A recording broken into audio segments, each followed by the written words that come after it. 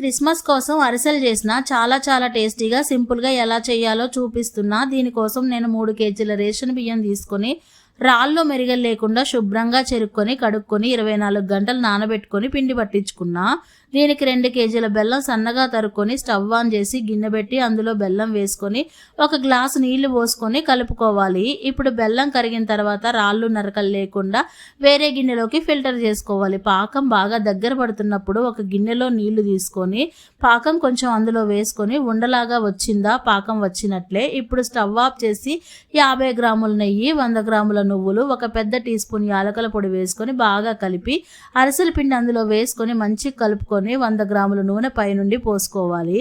నిమ్మకాయ కంటే కొంచెం పెద్ద ఉండ తీసుకొని అరిసెలాగా ఒత్తుకోవాలి. స్టవ్ ఆన్ చేసి బాండీ పెట్టి ఆయిల్ పోసి వేడెక్కినాక అరిసెను వేసి కాల్చుకోవాలి. లైక్ చేసి సబ్స్క్రైబ్ చేసుకోండి. వీడియో కింద ఫుల్ వీడియో ఉంది, క్లిక్